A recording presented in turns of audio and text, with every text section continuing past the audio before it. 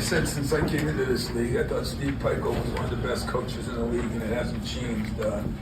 We all know Harper was hurting, and the job they did, and it's 2 games in a row now. One game we had foul trouble with the best player, and the guy that came in for him had 16 at half and 19 for the game. This guy, Durkak, just goes off and gets 26. I mean, he's not as good as Harper because Harper stirs the drink.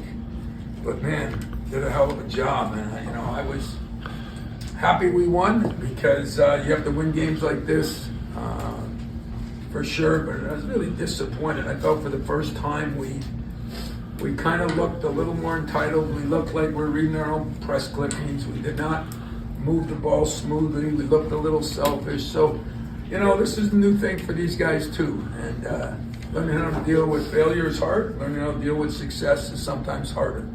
So, we found a way the second half to get better. Poor Jaden had one of his worst games, starting out 1 for 10, and that hurt us some. But got to give a lot of credit to Chase Richardson and Cohen Carr. They're roommates, and those 2 guys did an unbelievable job. Their stats combined are off the charts.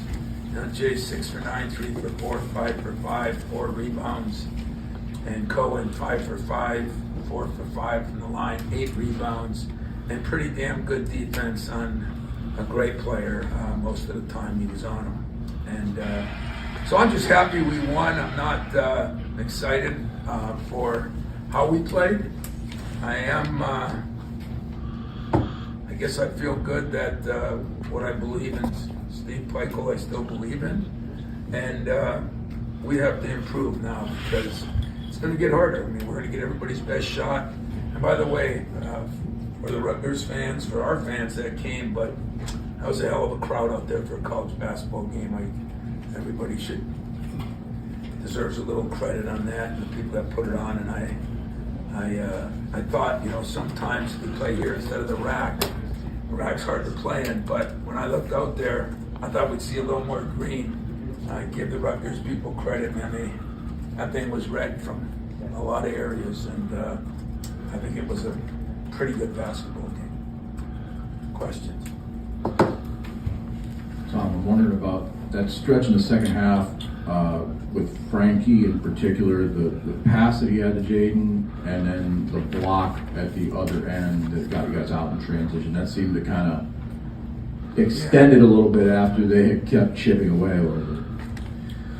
Yeah, I'm going to have to look at it on film because I saw some other plays that really hurt us with some of that line had been there. And,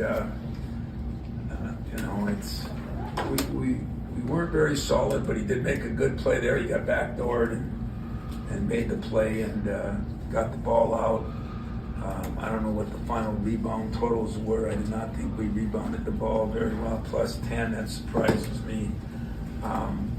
But, I think most of it was moving the ball better. We did a poor job, and then getting Jason involved with it. Cohen really helped. Some of our key guys struggled today. Still found a way to win. Tom,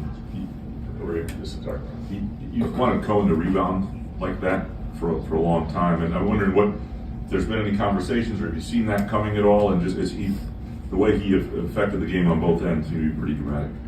Yeah, block shots too. We had a couple of those.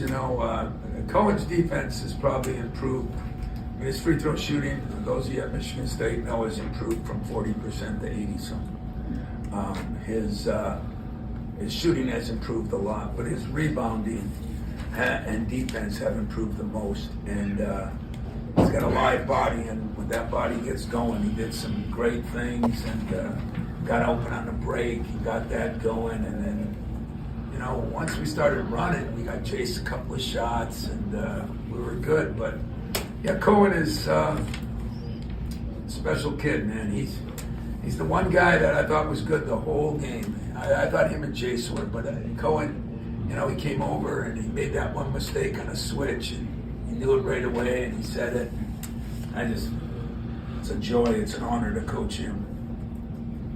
Coach, I wanted to follow up on Cohen. I thought he had a great game. I was really impressed by his leaping ability. And, you know, at the end of the first half, they get it tied, and they throw the alley-oop to him, and going into halftime, you know, I said to myself, this guy's like got the hops of an NBA player. Just a little backstory on him. Can you tell me about him? Yeah, he couldn't jump when I got him, so it's all coaching. To be honest with you, but the backstory on him, you know, is we got him late. He was highly ranked, but not overly, because he didn't have the offensive skills, and he's worked hard. He reminds me of one of our players we had, Jason Richardson, who ended up being one of the best shooters in the NBA.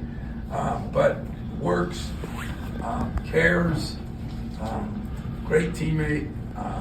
Backstory is, you know, I said those two are roommates, him and Jace, and the roommates came through today.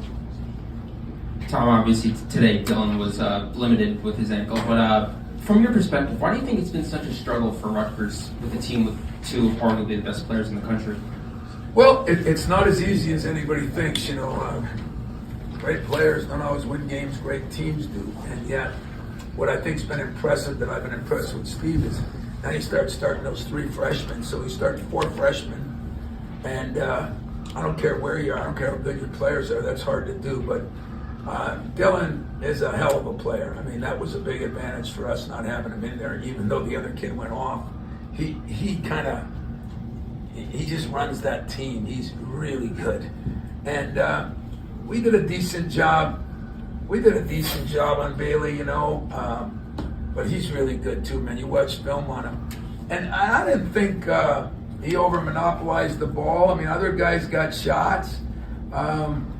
They just didn't hit some good shots. A-Cup is a really good player. He's from our state. I know what he can do. And he missed a couple of wide open. I thought they missed a couple of open looks, but it's not as easy as you think. You know, you gather some people, and it's why usually teams that have some continuity, you know, hopefully he keeps this base here. I mean, we know those two guys, but he's got some other really good players, and those guys just need some experience, and they're going to be good. I mean, I'm telling you, he's a hell of a coach. Trust me. How do you build culture in a 1 year, everybody's changing schools era? It's hard. It's hard. It's one of the things that probably frustrates me the most, because culture means everything to me. You know, it's difficult. Some are doing it, but not as many as you think. You know, I think last week there were 19 of the 25 top teams got beat. You know, you're getting more of this, and you know, we're just trying to stay the course. You know, but it's hard. It's hard on the coaches, and it's hard on players, and because a lot of times, you know, you can see it in the NBA, you can see it in the NFL. Best players don't always win games. You know, you got to have that, and the only way you can get it, that chemistry, that camaraderie, is play together. You know, and I think they've done a pretty damn good job. You know, I mean, this team lost a couple of tight games with freshmen. That's going to happen sometimes, no matter how good they are. But I like where he's at. I like the fact that I think this team's going to get better. This team will be a tough out by the end of the season. Coach, you substitute a lot. You seem to find the right 5 to hold off these second half comeback attempts. I assume that's game by game, but do you have some fundamental rules or just experience about your substitution decisions? You know, we talk about it all the time, and it has been pretty steady. You know, I said as the season goes on now in the second half, you're going to see some of the minutes change a little bit. Guys that were playing 22-3 might be playing 26-7. But, you know, to use the terms that Golden State used with my boy Draymond, you know, strength in numbers right now. That's what we are. We're strength in numbers. And I think we do wear down some people. And the guys that bought in, they like each other. They get along with each other. And believe it or not, there's times they go hard enough where they're tired in the minutes they play. Because I think today we didn't get our break going like we needed to. We just seemed to step slow. And I don't know if it's because we... I don't know. The only thing I didn't like about the whole day is I didn't feel we had the same grit. And sometimes that happens when you start winning and everybody starts telling you how good you are. So thank God I won't tell them that. And maybe we can get back to normal. But guys handle it great. I got as good a group of guys I've ever had. I love them. And we're just going to keep trying to run guys in. It'll probably change a little. I'd like to play 9-10 guys because I think we haven't had an injury yet. Look at them today. They got 2 guys out. You know, the big kid that hurt them too. So be fair to him that he had some guys out that hurt him. We haven't had an injury yet, really. And unfortunately, they always come in a season. And if they do, I think we're going to be more prepared to handle it by the way we've done it. Time for 2 more. Before we get in the corner, I think there's a great deal of surprise, maybe even shock from people in the Rutgers community that they're sitting at 10-10. I'm just curious if you were surprised based on what you know about the Big Ten. No, don't do that to him. I tell you. I mean, you just,